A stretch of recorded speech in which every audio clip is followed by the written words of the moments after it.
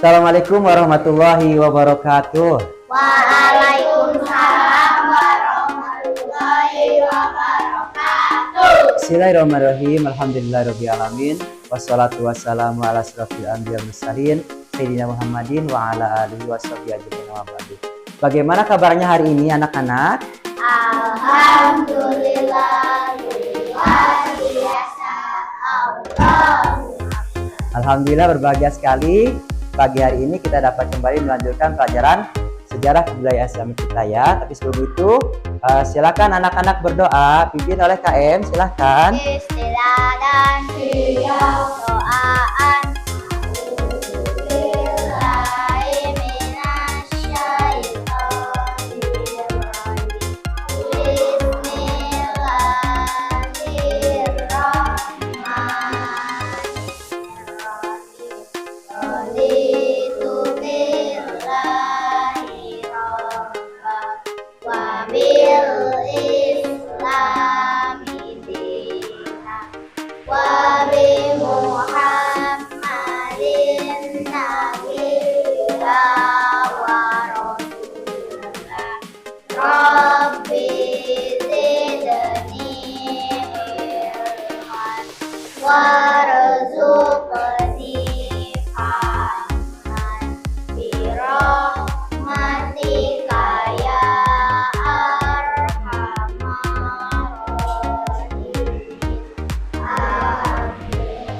Alhamdulillah, mudah-mudahan nanti ilmu yang diberikan bermanfaat bagi anak-anak semua ya. Nah, sebelum kita belajar, Bapak absen dulu hari ini. Tapi kayaknya semua hadir ya? Alhamdulillah semua hadir. Tapi kita lanjutkan saja. Kita lanjutkan ke Bapak pingin anak-anak mengingat kembali pelajaran minggu yang lalu ya. Minggu yang lalu kita mempelajari tentang kepribadian Rasulullah SAW. Siapa yang tahu akhlak mulia Nabi SAW? Siapa? Ayo, ya Nata. Jujur. Siapa lagi? Ya Kaisa. Menghormati tamu. Siapa lagi? Alma.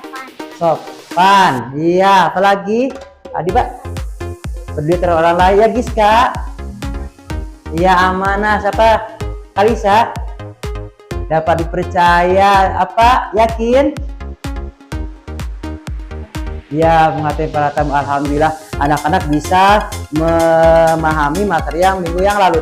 Nah, kali ini kita akan lanjutkan lagi pelajaran kita. Nah, kali ini kita akan membahas tentang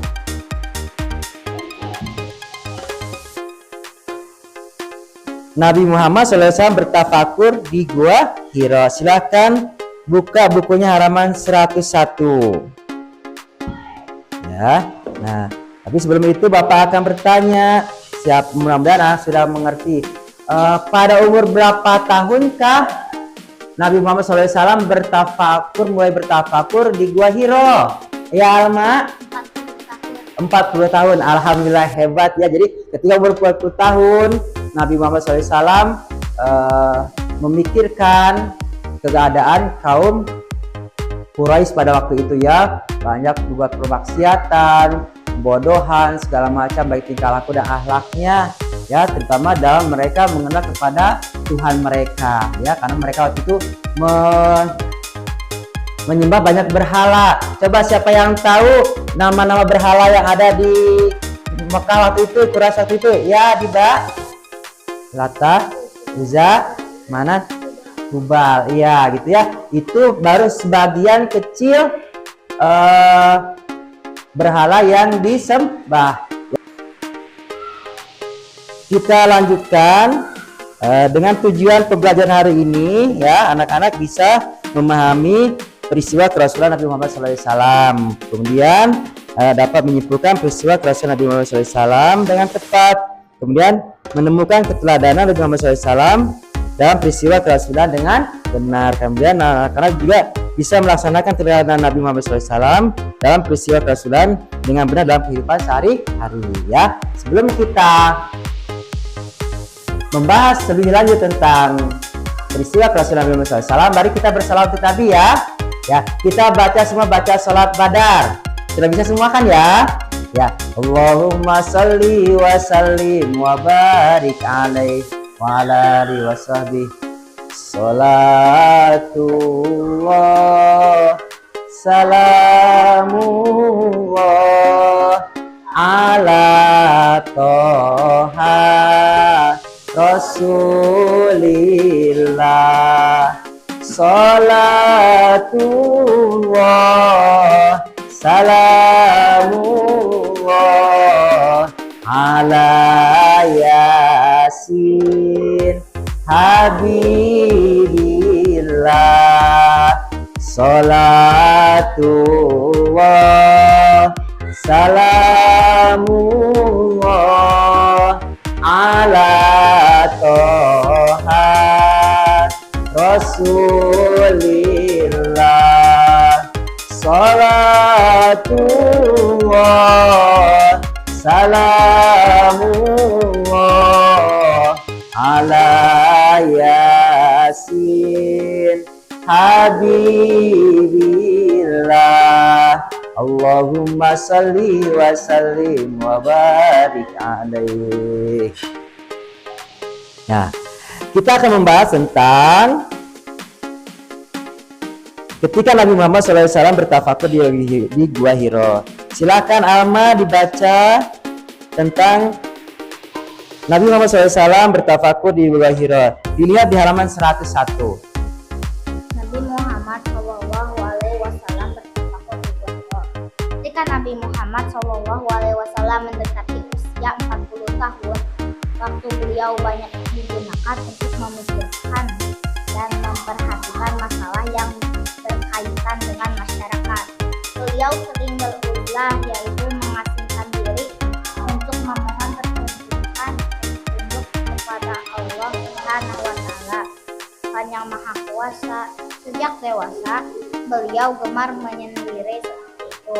Beliau bertafakur selama beberapa malam, kemudian pulang kepada keluarganya untuk mengambil bekal. Tempat Nabi Muhammad SAW berusia adalah di Gua Hiro, sebelah utara kota Mekah. Gua Hiro sangat sempit dan gelap, dan menuju ke sana sangat licin dan terjal. Hanya orang yang memiliki keberanian dan keteguhan hati yang mampu masuk ke Gua Hiro tersebut. Ketika bulan Ramadan tiba, Nabi Muhammad SAW bertugas selama 1 bulan penuh di Gua Hiro. Sebagai bekalnya, beliau membawa tepung dan air yang disiapkan oleh istrinya Khadijah. Selain itu, beliau juga memberi makan kepada orang-orang miskin yang datang menunjukkan. Kadang beliau kembali ke rumah jika kebagian makanannya habis, lalu kembali lagi ke Gua Hiro dengan membawa perbekalan yang diperlukan. Tujuan Nabi Muhammad SAW bertugas di Gua Hiro yaitu untuk beribadah, mohon petunjuk dari Allah Subhanahu wa Ta'ala agar dapat memberikan kepercayaan dan memperbaiki akhlak masyarakat sekarang. Beliau memilih cara menyendiri di tempat yang sepi agar dapat lebih mendekatkan diri kepada Allah Subhanahu wa Ta'ala. Ya, terima kasih untuk Alma. Nah, kita ya anak-anak ya. Jadi Nabi bertafakur di Gua Hiro waktu mendekati usia 40 tahun. Nah, silakan anak-anak lihat, ini adalah anak-anak sudah tahu belum Gua Hiro? Nah, ya lihat. Ini adalah tampilan Gua Hiro. Ya, ini adalah Gua Hiro. Nah, ini ada namanya Jabal Nur ya. Ini Jabal Nur atau Gunung Nur atau Bukit Nur. Ya, dan di atas sini ada namanya Gua Hiro. Ya, jadi Nabi beruzlah itu dari kota Mekah ke Gua Hiro di sini. Jadi Nabi mendaki, lihat bukit terjalnya perjalanan pendakian yang Nabi lakukan. Ya, begitu untuk beruzlah. Kita bayangkan kekuatan fisik Rasulullah SAW waktu itu ya, sangat kuatnya. Bayangkan nih ketinggiannya sampai begini. Ya. Siapa yang sudah pernah umroh? Alma, Kalisa, ya. Apa waktu itu ikut ke Gua Hiro enggak? Alma, naik ke Gua Hiro enggak? Ya? Enggak. tapi kelihatan tinggi ya kalau yang aslinya ya. Nah ini anak-anak bisa lihat lagi ini tampilannya ya. Nah ini juga merupakan tampilan dari Gua Hiro-nya.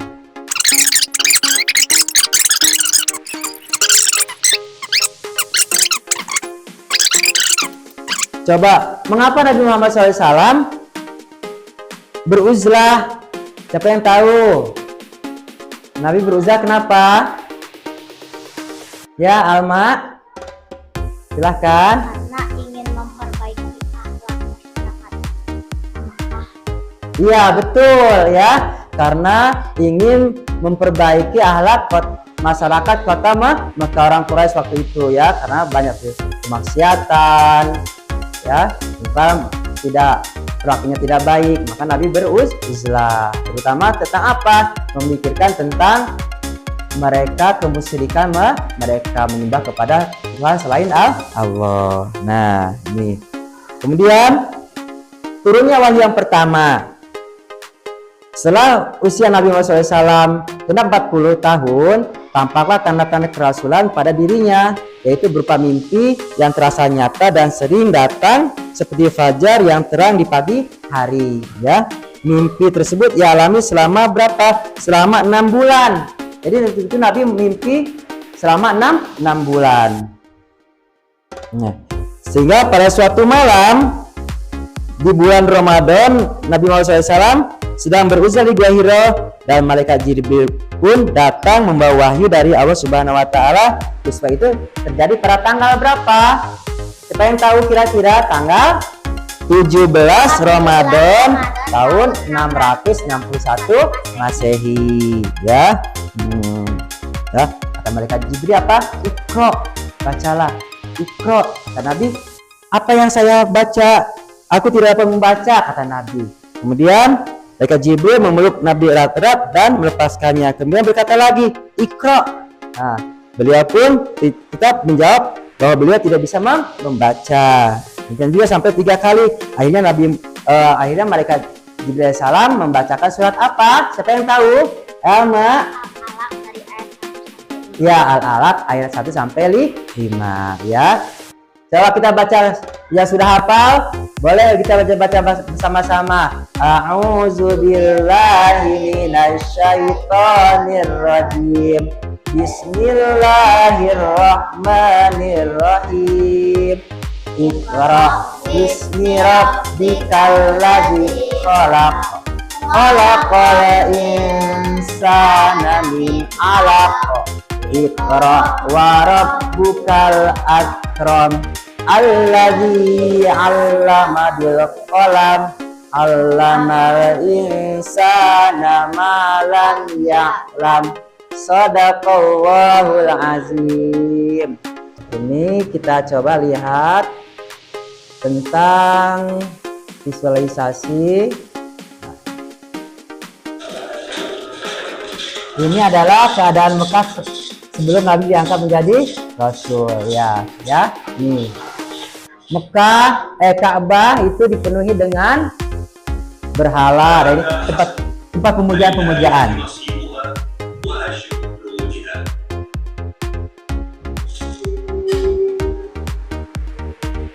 Nih, para dukun semua ada di sini ya, untuk banyak sekali yang nih, Abu Lahab. Nah, siapa dia ditunjuk bahwa Nabi itu ketika itu ada di situ.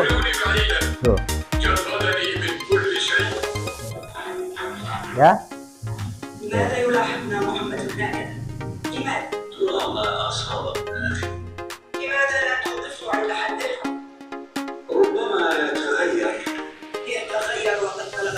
Ini ketika Nabi akan menerima wahyu yang pertama.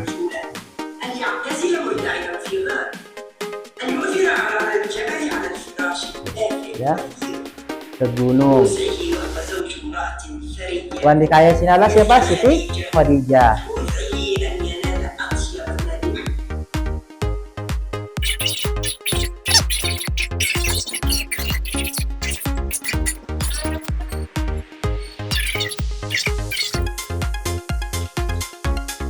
Ini Abu Thalib paman Nabi ya.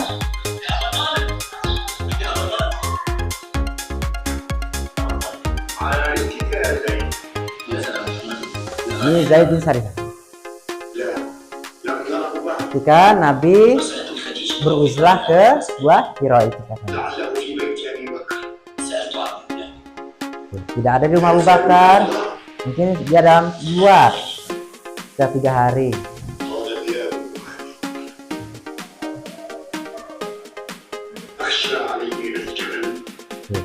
Masih di gunung kata Abu Thalib.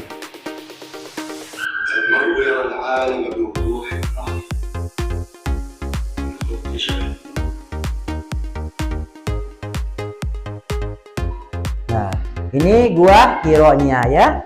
Nah, ini Gua Hira-nya. Dan Gua Hira visualisasinya ya.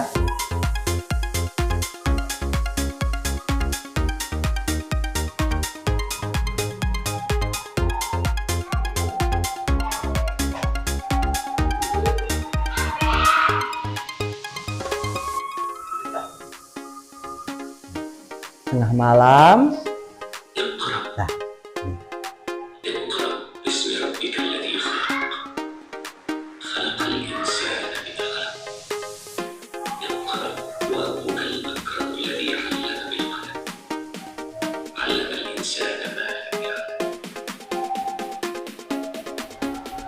Nah, ini ketika wahyunya diturunkan ya ceritanya.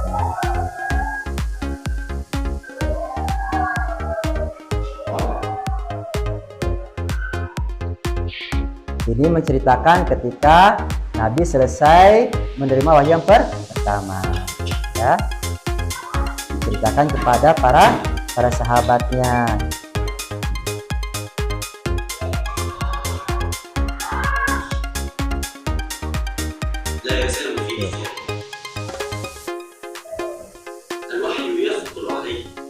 Wahyu telah masuk ke dalamnya.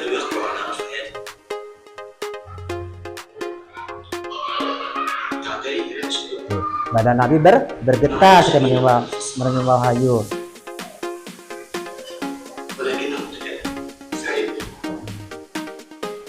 Ini Abu Thalib.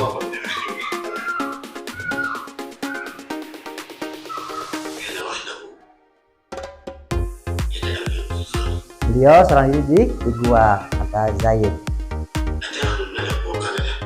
Kemudian mereka datang mampiran suruh membaca. Imam menjawab, aku tidak bisa membaca. Maka itu mengulang beberapa kali. Bacalah.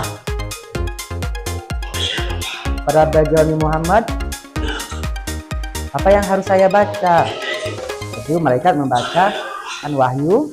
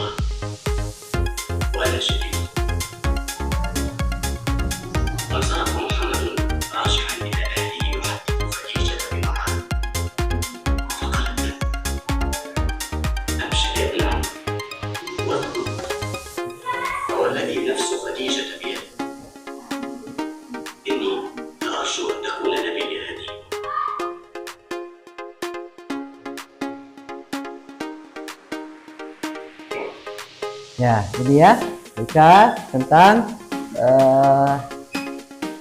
peristiwa kerasulan Nabi, diangkatnya Nabi menjadi rasul, peristiwa di gua Hira ya. Nah, mungkin anak-anak untuk kesempatan pertemuan kali ini ya kita akhiri dulu. Nanti insya Allah kita lanjutkan lagi pada pertemuan berikutnya. Bagaimana tanggapan Siti Khadijah ketika Nabi menerima wahyu yang pertama. Itu nanti yang minggu depan insya Allah kita lanjutkan lagi visualisasinya ya. Jadi kesimpulannya bahwa Nabi Muhammad SAW menerima wahyu yang pertama pada umur berapa? 40 tahun. Nabi Muhammad SAW beruzlah kemana? Iya, ke Gua Hiro yang ada di Jabal Nur ya. Nah, alhamdulillah. Kemudian Nabi Muhammad SAW menerima wahyu melalui siapa? Malaikat Jibril alaihissalam, betul. Kemudian surat apa yang diturunkan untuk pertama kalinya? Ya, betul. Surat Al-Alaq ayat 1 sampai 5. Alhamdulillah anak-anak sudah menguasainya ya. Nah, insya Allah kita nanti akan melanjutkan tentang bagaimana kemudian Nabi Muhammad SAW menceritakannya kepada Siti Khadijah ya. Nah, bagaimana tanggapan Siti Khadijah tentang Nabi Muhammad SAW mendapatkan wahyu yang pertama tersebut. Alhamdulillah. Ya, baiklah. Kita tutup pertemuan kali ini. Mudah-mudahan bermanfaat bagi kita semua ya, bagi anak-anak bisa menambah pengetahuan anak tentang terjadinya peristiwa wahyu yang pertama yang mendapatkan kerasulan Nabi Muhammad SAW. Nabi kita semua, Nabi yang kita cintai, Nabi yang kita harapkan perjumpaannya, syafaatnya baik di dunia maupun di akhirat. Alhamdulillahirabbil alamin. Silakan KM kita tutup dengan berdoa sama-sama.